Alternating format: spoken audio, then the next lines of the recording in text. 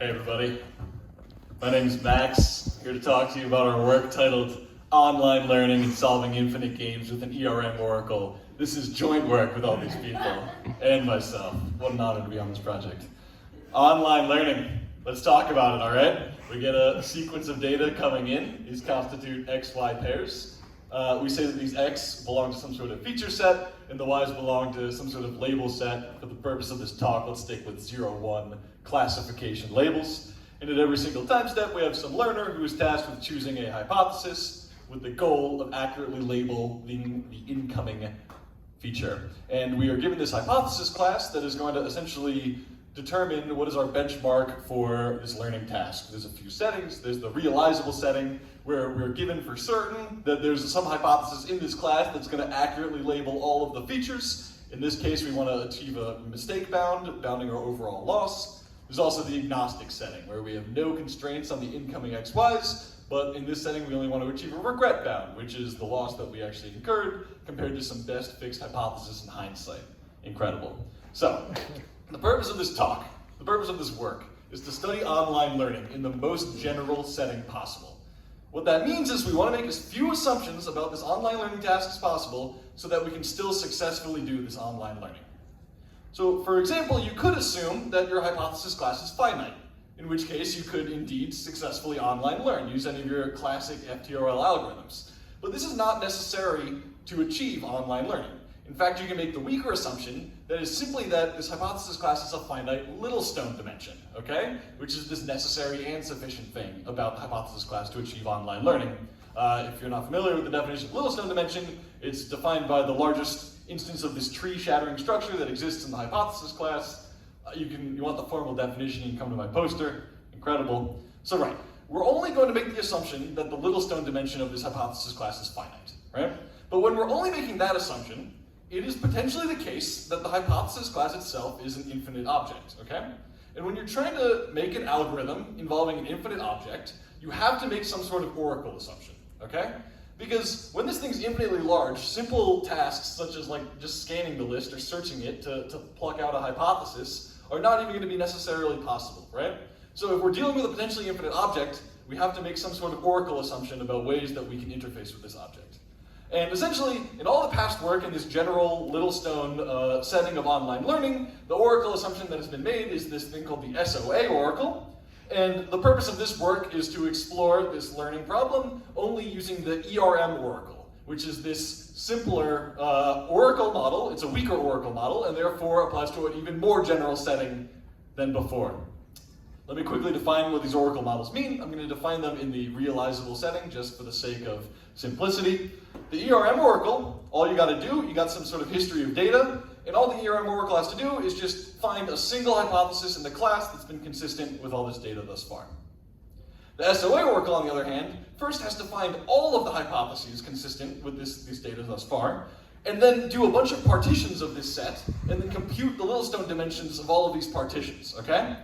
So indeed, it is a stronger oracle assumption. And in fact, even for finite hypothesis classes, Monarangsi showed last year that you can't even distinguish in polytime between the Littlestone dimension being constant and the Littlestone dimension being the maximally possible log h size of the hypothesis class up to a log star factor, okay? So it's a very strong assumption to make that we can efficiently compute these SOAs.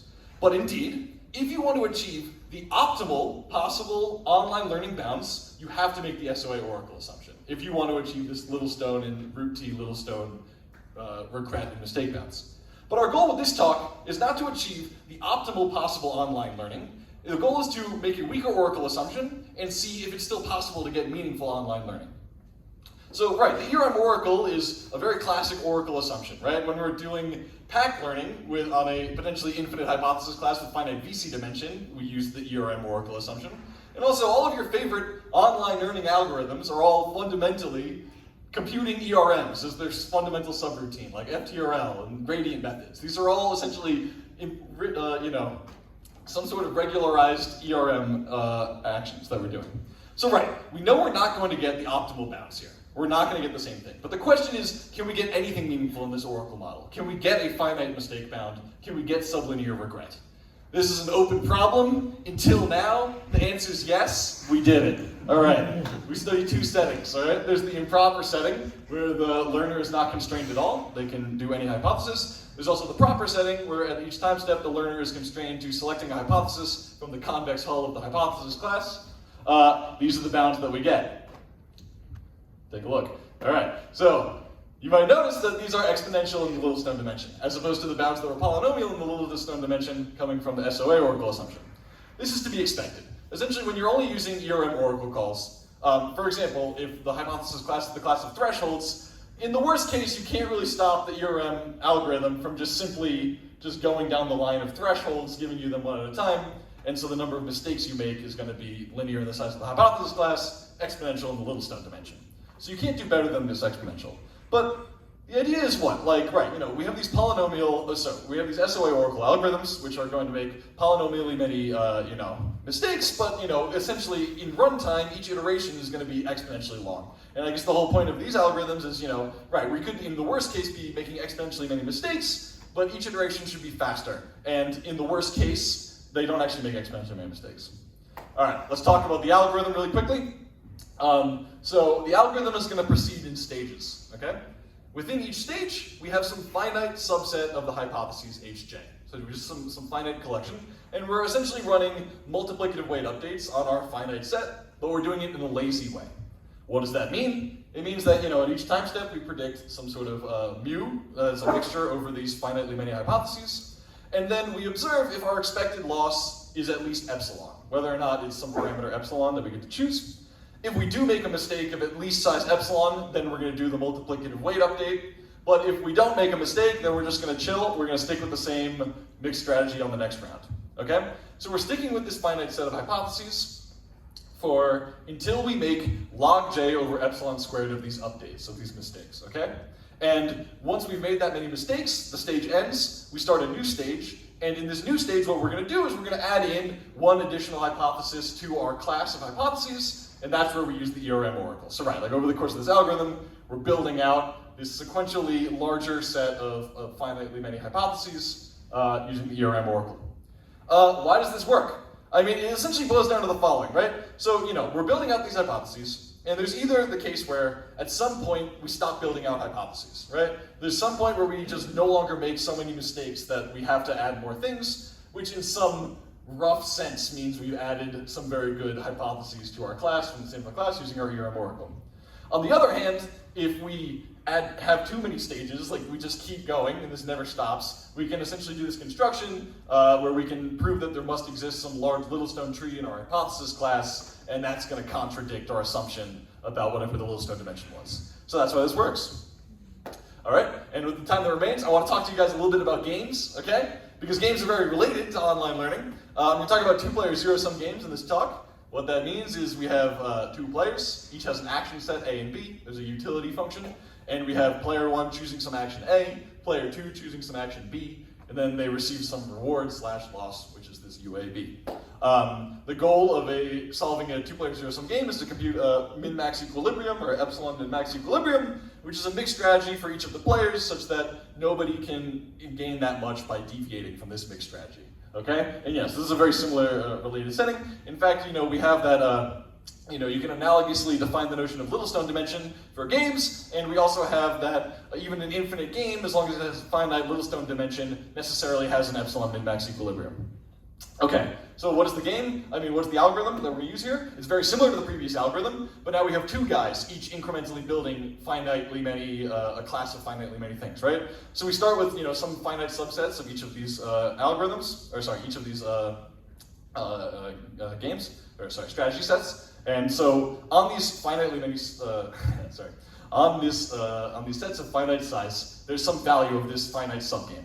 Then the first player is going to add, using ERM, some things into their set of support to increase the value of the game for themselves. The next guy is going to respond, adding some things into their support to increase the value of the game for them. And they're going to go back and forth like this. The proof of correctness is very similar. Either, we reach some point where nobody can add anything to increase the value of the game, which means that we're at an epsilon min-max in the whole infinite game, or we do this too many times and then the Littlestone tree we can construct is too large. But the thing that's really cool about this, and I think the thing that is the biggest selling point for the ERM oracle algorithm, is that This algorithm is essentially the double oracle algorithm, which is like essentially in practice the algorithm that's being used to like solve large games most effectively, like guys solving Blotto or multi-agent RL, right?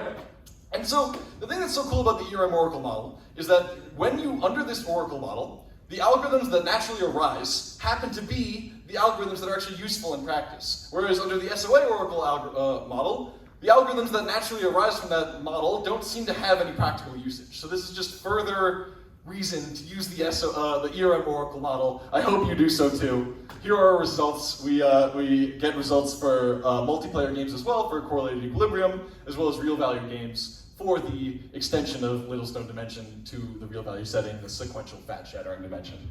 And that's it. Oh, there was a last slide. I don't know where it went. That's crazy. I said thanks. All right, thanks.